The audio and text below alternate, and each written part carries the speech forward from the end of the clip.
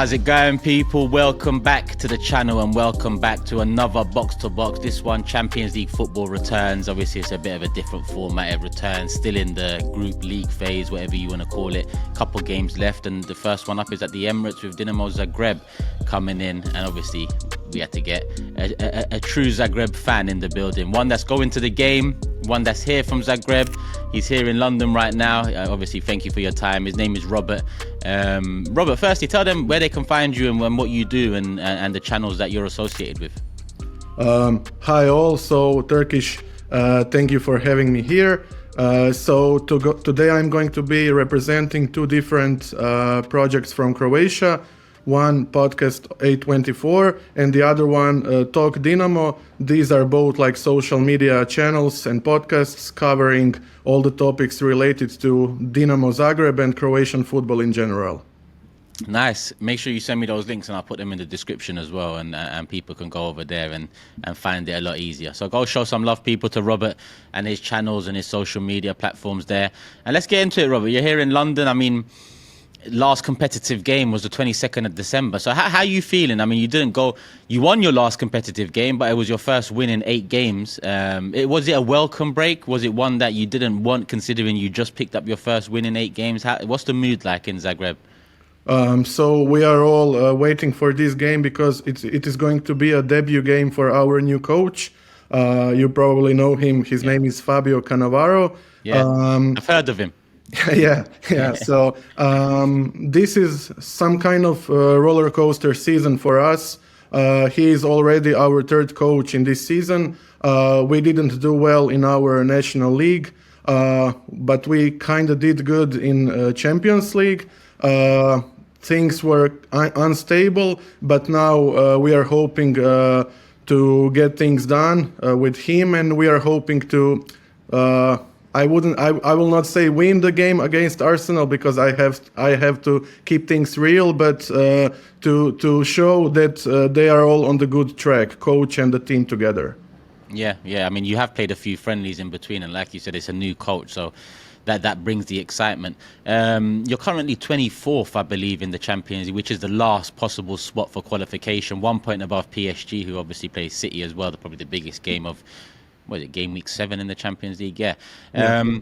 So looking at your last 2 games, I mean, how do you think you're set up for this one? Is it going to be defensive? Is it something that you're intrigued to find out about? Did you see something in the friendlies that might give you an eye-opener? Do you think you're going to...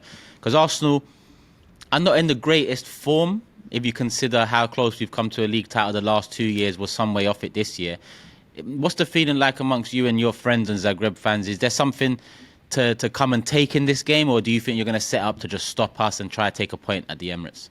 Yes, I think we are going to play more defensive to hopefully to have some counter attacks. But for us, having 8 points at this stage of new format of Champions League is a success.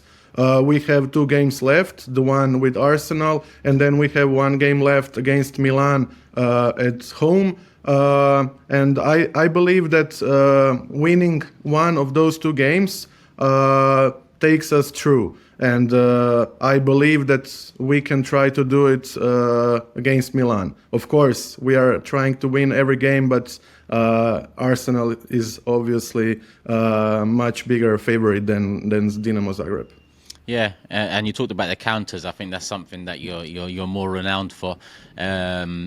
Talk about your key threats. I mean, you're your top scorer in the league this season. The first half of this season, we had maybe the worst situation with injuries in last 5 or 10 years. All the injured players were crucial players for Dinamo.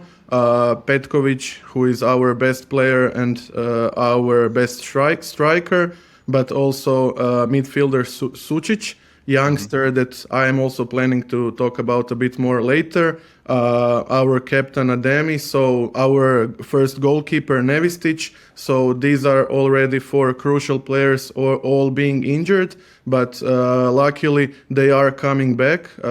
So I hope that they will play tomorrow, and I hope that they will help the team for the rest of the season to achieve our two main goals. Our main goal is to win the Croatian division, but still making an impact in Europe, and gaining some points in Europe helps us for the upcoming season. Yeah, that's it. Of course, of course. And yeah, talk to me about the players then. Like, this is an Arsenal channel, many of which won't be familiar with Zagreb's team at this moment in time. Who should we be looking out for? Who are you looking at in the Zagreb team? Like one or two players that could make the difference for you? Martin Baturina, he's a young midfielder from... Yeah, James mentioned him on the preview. James mentioned that he's a young midfielder. He was the one he's looking out for. So I'm glad you mentioned his name first. Sorry. Yes, so if things develop in the way I see it, Arsenal should buy him in a year, let's say. In a year, yeah? Yeah. We need some players now, Robert, but yeah, I'm sure they're looking. Yeah, so for me, he's my favorite, but that's more of a personal thing. Okay. Beside him, there is the other young midfielder. His last name is Sučić, and they play together really, really well. 2 months ago, if I'm right, Croatia played against Poland in Nations League competition, and Baturina didn't have the debut then. He already had a debut before, but Sučić had a debut there, but they played for the first time together. Croatia scored 2 goals, and both actions were between two of them. And nice. yes, and like the broader audience had the opportunity to see how two of them, how they work well together, like that vision, that decision making, always being on the right spot, always doing the best timing, like really amazing. Besides two of them, I think two of them, the key threats are coming from two of them. Yeah, interesting, because obviously Croatia are coming off the back of an era of midfielders that have set a very high standard in world football. Modric being the head and shoulders above, but who else was there? There's been Rakitic, Yes, Brozovic, yes, and Kovacic still playing for City. Kovacic at City. He's helping them win games on the weekend, just gone. So yeah, interesting. There's a couple of midfielders there to keep an eye out for. Robert, how much do you know about Arsenal? Like, the team, maybe current circumstances. Like, how familiar are you with who you're coming up against this Wednesday? I am aware because I like Arsenal. I was following Arsenal since 2004. Okay. Yeah, that was the season, like no defeats. Yeah. I remember Henry, Bergkamp, old players, but since then I was always following Arsenal. I'm not going to say that I support Arsenal because, in my opinion, like I support Dinamo. Everything else, it's not even possible to compare. Course. Yeah. Course. But nowadays, I think Arsenal is a great team. I think Arteta is a great coach, great vision, great style of football. And if I have to choose players, like individuals from the team that I think they are the most dangerous and I like them the most, I think it's wingers, Saka and Martinelli. From what I know, Saka is still injured. He's not going to play. Yeah, but there is still Martinelli, and I also really, really like Odegaard. Odegaard as well, who's going through a pretty tough time at this moment. I mean, a lot of eyes will be on him if he plays in the game. Some are saying he might need to be taken out. Some are looking at this game as the one where they're saying, come on, get back in form, do something, and hopefully, you rediscover some. Because Odegaard over the years has been one of our key players. It's just that now the chips are down, similar to what you said injury-wise. Throughout the season, we haven't really had the best 11 to pick from, whether that's a defensive crisis or one or two bodies missing from attack and midfield. Odegaard's the one we're looking at now as, your captain. You're one of our better players over the years, one of our best players over the years. What are you going to do? But Martinelli, yeah, I mean, I understand that threat as well. Trossard's been good in the last couple of games as well. So I expect him to keep his place. But yeah, in general, I mean, We move, Robert. You're here in London already. What are you going to do over the next couple of days to occupy your time before the game?